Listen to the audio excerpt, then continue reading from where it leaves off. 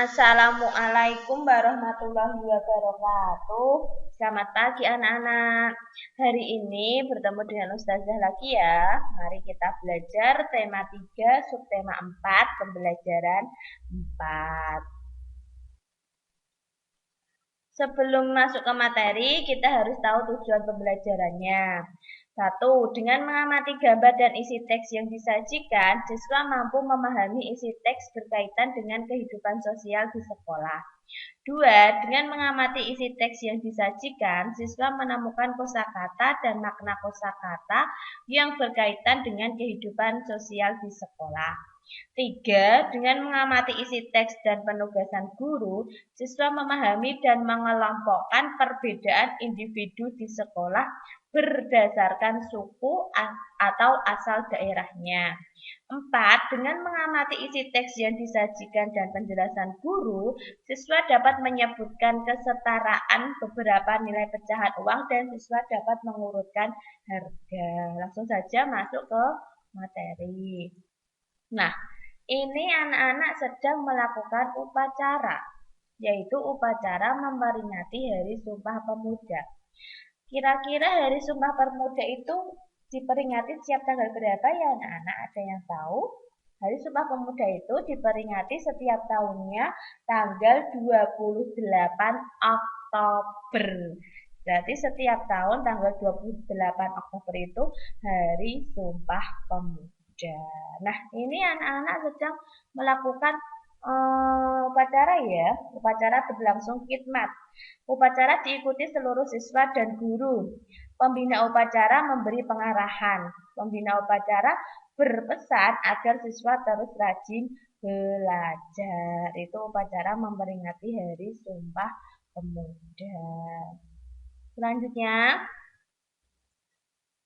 nah, seluruh siswa harus bersatu membangun bangsa. Kemudian ada petugas yang membacakan naskah Sumpah Pemuda.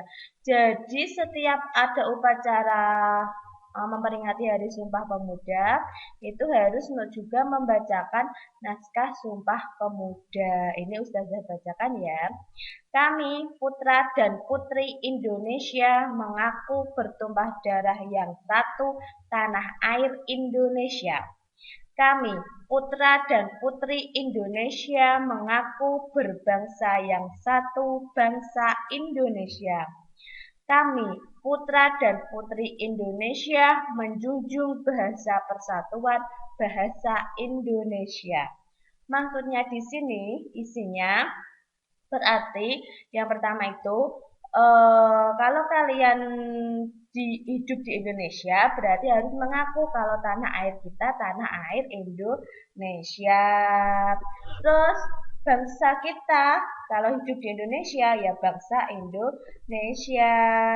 Terus kemudian bahasa kita, bahasa persatuan kita yaitu bahasa Indonesia. Walaupun berbeda suku, misal suku Jawa, suku Sunda, suku Bali, tetapi bahasa persatuan, bahasa yang kita ketahui untuk semuanya, untuk orang yang berbeda suku, pasti menggunakan bahasa Indonesia. Begitu ya. Nah, selanjutnya ini mari kita mencari arti yang sama. Kemarin di pembelajaran sebelumnya juga pernah ada ya. Yuk kita bahas. Yang pertama tanah air, artinya yaitu sama saja tanah kelahiran. Bangsa artinya berarti masyarakat. Bangsa itu kan lebih dari satu, masyarakat juga berarti memiliki arti yang sama. Terus sumpah artinya ikrar. Yang keempat, khidmat artinya khusyuk. Berarti mengikuti upacara dengan khidmat. Berarti dengan khusyuk, tidak boleh tertawa, tidak boleh gojek. Terus yang terakhir, bersatu artinya berkelompok. Bersatu berarti lebih dari satu. Berkelompok kan juga sama, lebih dari satu orang. Maksudnya seperti itu. Paham ya? Selanjutnya. Nah, kita mengenal perbedaan suku. Tadi Ustazah udah bilang ya, kalau bahasa persatuan itu tadi kan bahasa Indonesia. Walaupun berbeda suku, itu bahasa persatuannya bahasa Indonesia. Begitu maksudnya. Ini Ustazah bacakan. Indonesia dikenal kaya akan berbagai suku bangsa. Ada suku Jawa, Sunda, Batak, Dayak, dan Bali. Suku Jawa berasal dari Jawa. Suku Sunda berasal dari Jawa Barat.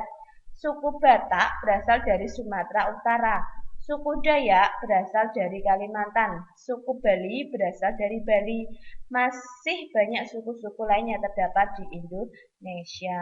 Contohnya tadi, misal kalian punya saudara berbeda suku, misal punya saudara sukunya Sunda, kamu suku Jawa, terus kamu tidak paham dengan bahasa Sunda dan saudaramu juga tidak paham dengan bahasa Jawa, tadi menggunakan bahasa persatuan, bahasa Indonesia. Kalau menggunakan bahasa Indonesia kan semua orang walaupun berbeda suku pasti paham, gitu ya. Itu maksudnya arti dari naskah proklamasi yang ketiga. Paham ya? Terus kemudian lanjutnya.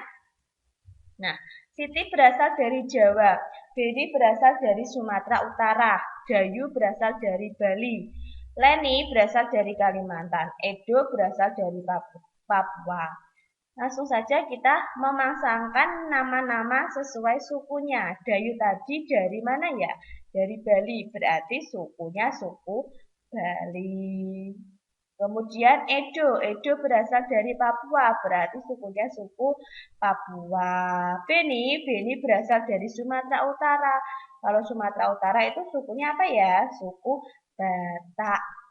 Terus yang terakhir Siti berasal dari Jawa, berarti suku Jawa. Begitu ya, sesuai sukunya masing-masing anak. Kita pasangkan. Terus selanjutnya, nah, setelah upacara selesai, kegiatan dilanjutkan pemberian sumbangan. Selain barang, ternyata ada yang memberikan uang. Uang tersebut dalam berbagai pecahan. Terus kita belajar pecahan mata uang. Nah, ini ada dua contoh, Ustazah ambil dua. Tuliskan beberapa pecahan uang yang jika digabungkan akan memiliki jumlah yang sama dengan uang berikut. Yang pertama soalnya, Ustazah bacakan. Siti membeli pensil warna seharga 4.000. Nah, uang 4.000 itu kira-kira kalau kita pecahkan dengan uang yang lain dapat apa saja ya?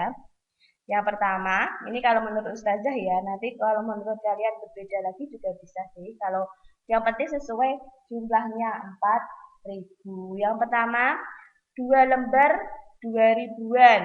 Yang kedua, 4 lembar 1.000-an. Benar kan? 4 lembar 1.000-an berarti 1.000 ditambah 1.000 ditambah 1.000 ditambah 1.000. Yang ketiga, 1 lembar 2.000-an. Berarti 1 lembar 2.000-an udah 2.000. Dan 2 lembar 1.000-an. 2 lembar 1.000-an berarti 1 lembar 2.000-an ditambah 2 lembar 1.000-an berarti 4.000. Sama kan? Yang penting jumlahnya itu sama Rp4.000.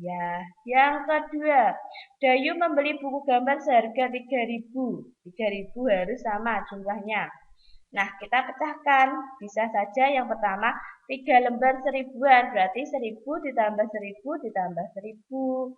Hasilnya berarti 3.000. Yang kedua, 1 lembar 2.000-an, 1 lembar 2.000-an, terus kemudian 1 lembar 1.000-an, sama jumlahnya 3.000. Terus yang ketiga, 6 keping 500-an. Bisa ya, 6 keping 500-an, berarti 500 ditambah 500, 1.000. Terus 500 tambah 500 lagi, 2.000. 500 tambah 500 lagi, 3.000. Jadi, kalau menukarkan uang harus jumlahnya sesuai, jangan lebih ataupun kurang. Kita tukarkan harus pas. Begitu ya. Nah, sudah selesai. Cukup sekian yang dapat Ustazah sampaikan. Semoga bermanfaat ya. Tetap belajar di rumah. Jaga kesehatan selalu. Terima kasih. Wassalamualaikum warahmatullahi wabarakatuh.